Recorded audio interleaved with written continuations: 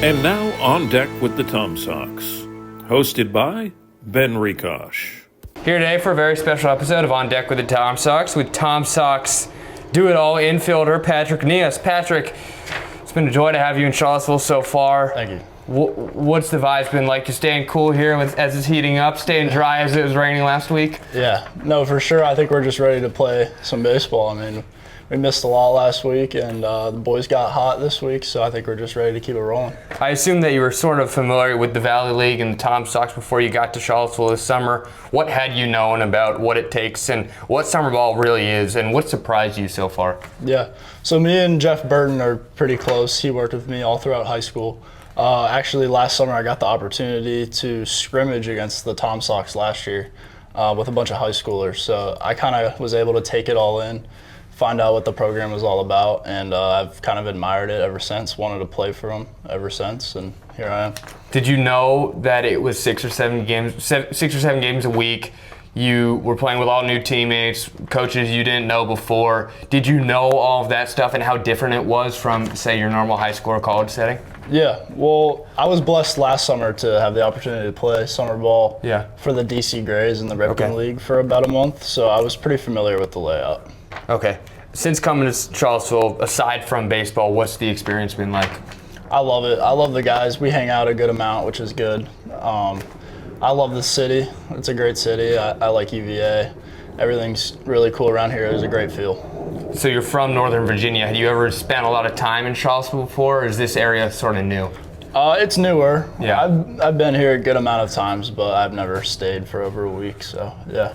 Let's get into sort of your past and how you got here. I heard that the reason you didn't play at Gardner-Webb this season was because before the year you got hit in the face by 2 baseballs. How true is that, and what's the story behind each situation? Yeah, so in the preseason we were having scrimmages within our team, and I squared up for a bunt and I just took one off the nose.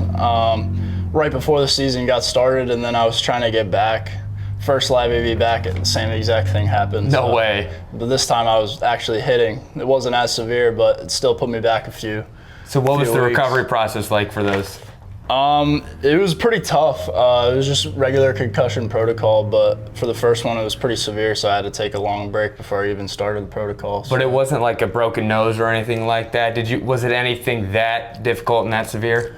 The nose was broken, but there's not too much you can do for a broken nose, so it was more just head stuff, concussion stuff. So with 2 concussions, that kind of put you out for an extended period of time during the season? Yeah, it did for sure, and then it also made it hard to get back comfortable in the box with just the constant thought of being hit in the face. That's something I talked about with Coach Jim a couple weeks ago, is both the mental side of injuries and the physical side of injuries. Like, you got to get your body ready to play, but then you also have to get your mind ready to play, and especially with the concussion, that has to be pretty detrimental. Right, for sure. Yeah.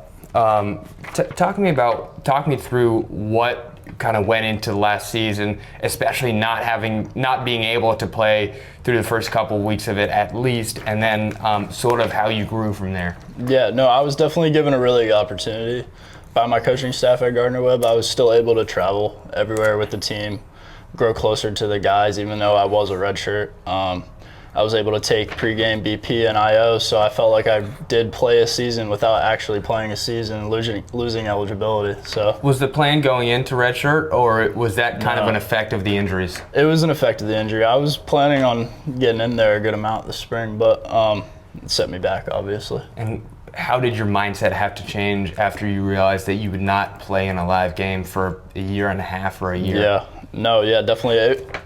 I had to take my training to a different level because I knew that I wasn't going to be playing in the game, so I was able to work on stuff really hard that I wouldn't be able to if I was playing every day. So it was a really good opportunity. I was able to develop a lot as a baseball player. When I got the opportunity to talk to some of the Gardner-Webb coaches when they were here last week, they were really complimentary of you, your game, your attitude, and everything like that. What have they done for you, both physically and mentally? Yeah, well, first they took me in. I was pretty under-recruited throughout high school, and they gave me the opportunity to come there, which I'm forever grateful for. They do a great job. Zach Wise, the hitting coach, unbelievable. Mm-hmm. He develops people to a whole different level. Jim Chester, he's a great head coach. He's a great guy. I love him, and we get along very well. That's awesome. So as I mentioned at the top, you're from Northern Virginia. What part exactly are you from? I'm from Falls Church. Okay, yeah. You played for the Richmond Braves and around the Virginia area. Tell me what life was like. Were sports always a big thing for you and your family? What was the dynamic there? Yeah, so my dad grew up playing lacrosse. He played college lacrosse at Radford. Wow, that's cool.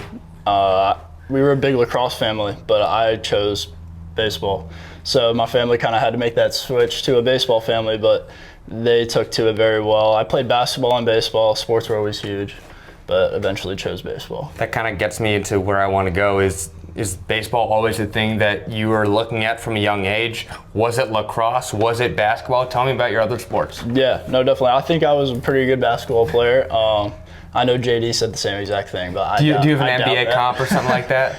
I would say Nikola Jokic. Really? At a young age, but I didn't grow as much as he did. But yeah, no, definitely basketball was as important to me, if not even more than baseball was. But I think I made the right choice. So you played all the way through middle school?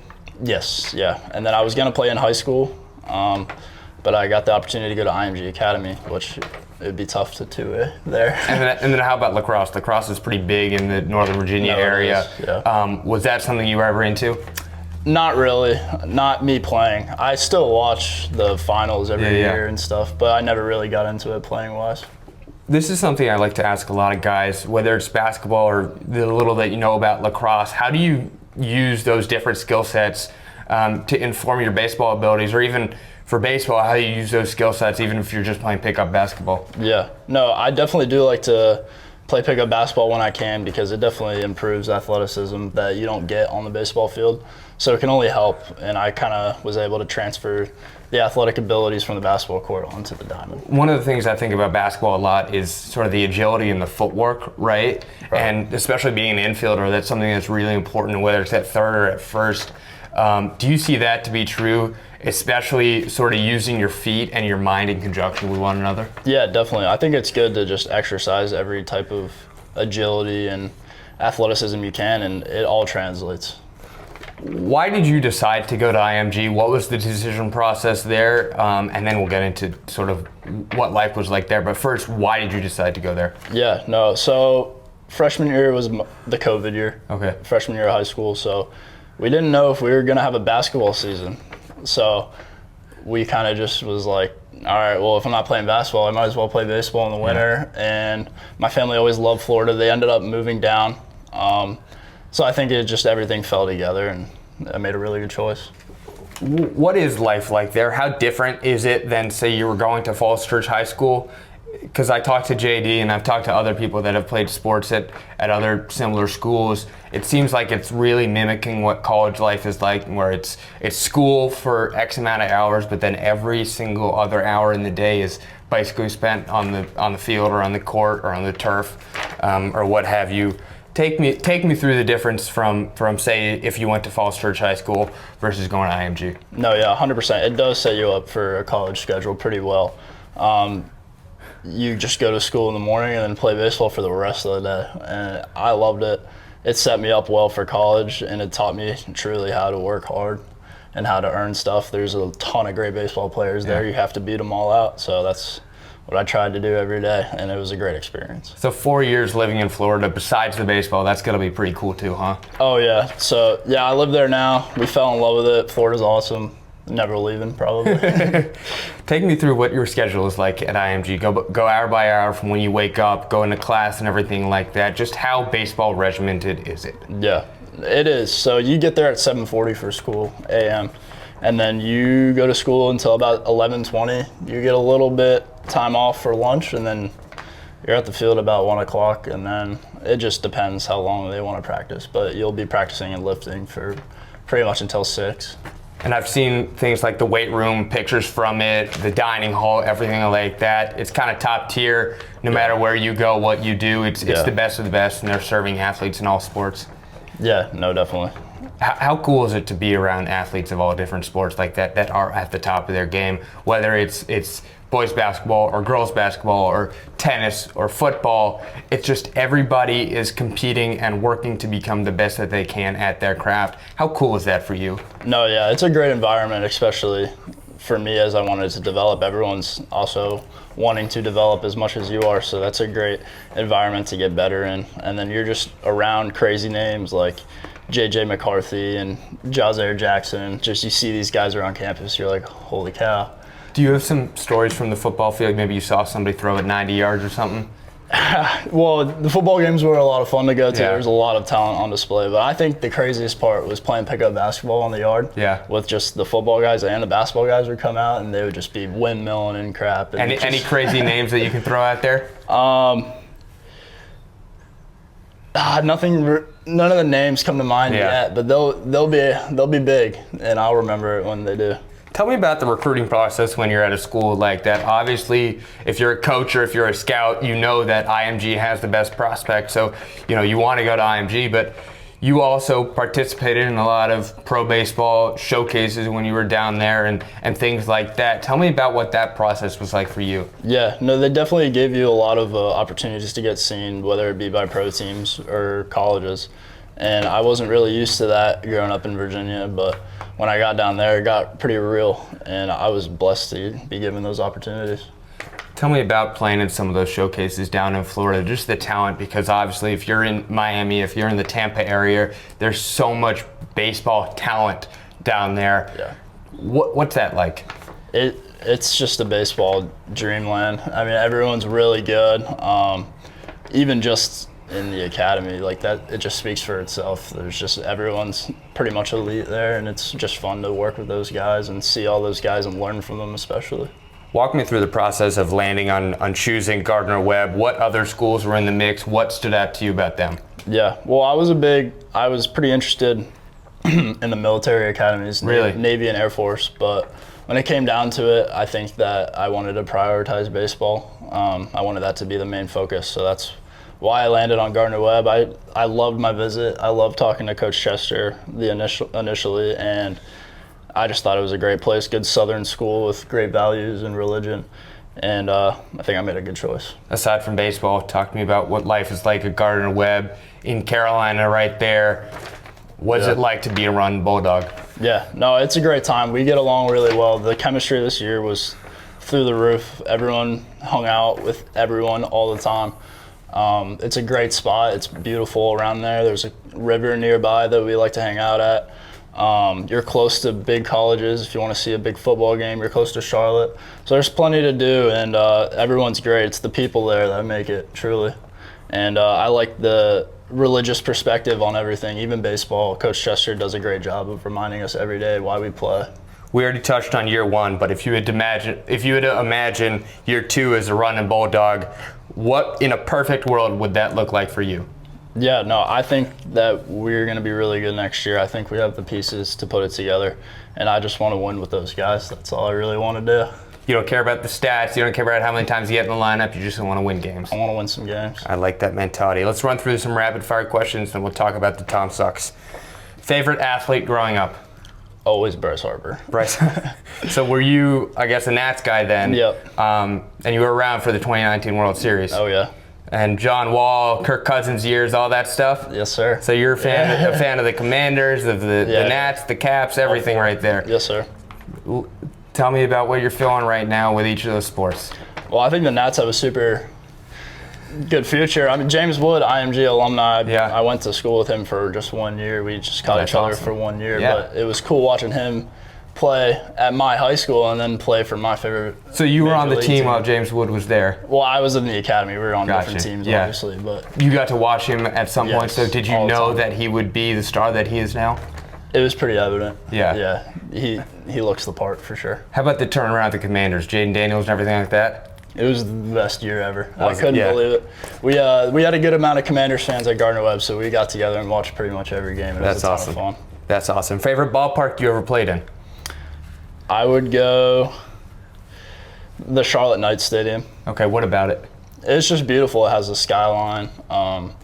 it's just in the heart of Charlotte, and it's a great spot. Say you're going on a road trip, stop at a gas station, Wawa, Sheetz, you name it.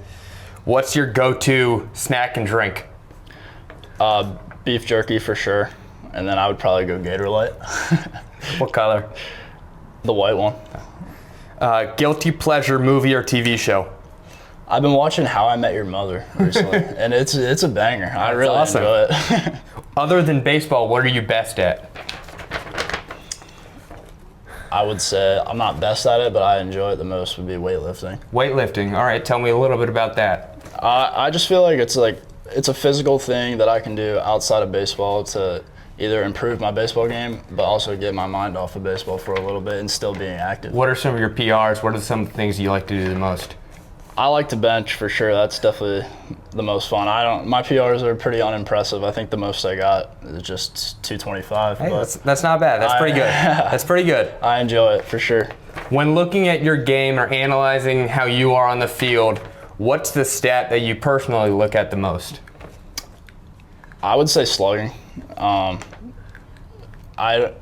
Singles are great, but I just want to see how well I can drive the ball. What's the app that you use the most on your phone? Probably Instagram. Reels guy. Some of your favorite Reels creators? I don't know them by name. I like watching who's the guy? Or genres, anything you like? Baseball guys, like baseball comedy. Banana stuff. Nice, and nice. Would you rather see the future or change the past? I'd rather see the future. Why? If I see the past, because I don't want to change the past. That's already done. I want to see what happens in the future. I want to live by my mistakes and learn from them, and I don't want to change anything. I like that. Would you rather fight one horse-sized duck or 100 duck-sized horses? One horse-sized duck. What's your game plan? Because he's a lot bigger than you. You get to his neck. If you can get to his neck, I think it'd be over. How, you left hook? I think I'd jump up there and Nice. left hook it. If you could invent or change one rule in baseball, what would you do?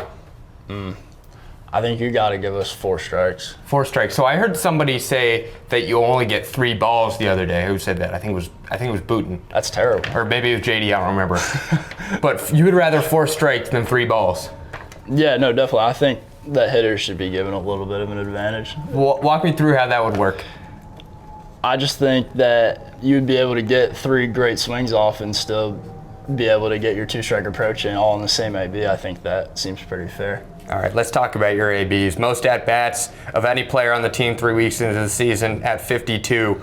What have you felt about the everyday grind of summer baseball, playing in new places, new teammates, new coaches, everything like that?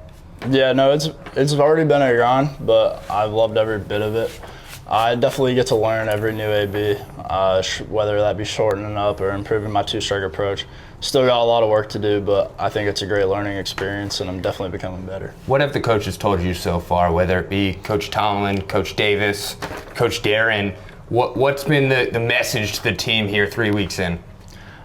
Just keep trying to put it together. They always say that we're super close to just clicking and going on a crazy run, and I think we're in the middle of it right now. Yeah.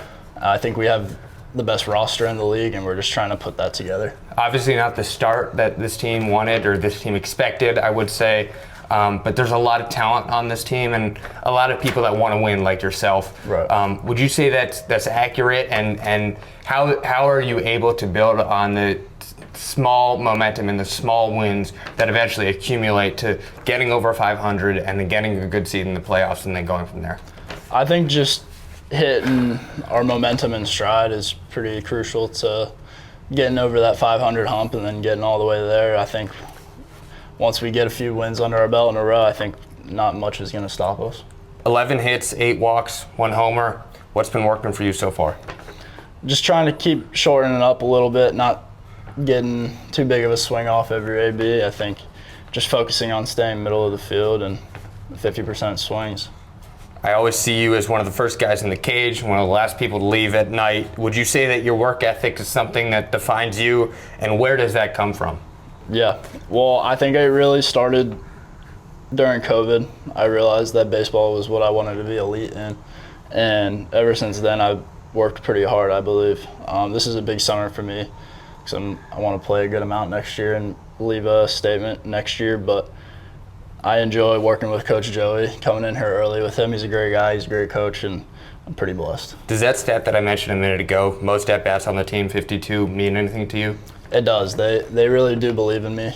Ups and downs, they've put me in the lineup pretty much every game, so I really do believe that they believe in me, and I love those guys. Some games you played third, some games you played first, some games you've DH'd. How difficult is it to switch positions, and especially to switch positions on a day-to-day basis with guys in the infield or in the lineup that you don't really know and aren't comfortable with? Yeah. No, I think the camaraderie out there is great. No matter where I am, it feels like we've been playing together for a little while now, even though it's only been about a month. But trying to get back over to first base, I haven't played there in a while. First is your natural position? I would say third is. Third is your natural. I did play over there in high school a good amount, but Okay. I'm trying to pick some things back up. I like third. I played there all year at Gardner-Webb, but I love both positions there. Take me through the nitty-gritty. What's different in your approach, I guess, before the game and then during the game when you're playing first versus when you're playing third? Yeah, well, definitely when I'm playing third, I like to check out the lip. Even both, wherever we are, I like to check out the infield. Definitely get a good amount of grounders to get used to the surface of wherever we are. I like to get some picks over there when I'm at first, just to try to pick my infielders up. And then at third, just getting in between hops, backhands, getting throws over there, so I'm set to go for the game. And then the past couple of days, you've been DHing in the cleanup spot. What's that like, where you kind of have to sit for a while, you don't know when your time is going to be back up, and then when your time is up, shoulders are kind of on you to produce. You are the designated hitter, Yeah. and you have to hit. What's that like? Yeah, no, I honestly love it. I like taking it on my shoulders. I like coming up in big spots and doing anything I can on the offensive side for the team. Couple more. We'll talk about the crowd and the environment, the atmosphere here in Charlottesville. Obviously, a bunch of different places in the valley. Some of them high schools, some of them universities. What's the community like at Show Airport Field done for this team, and for you specifically? Just everybody kind of rallying around you and rallying around this team despite the losing record here so far this season. Yeah, no, we got a great turnout opening day, and I was looking forward to it, but even despite the losing, they keep showing up and keep believing in us, and I love it. I love those guys there. We really do have a great environment here.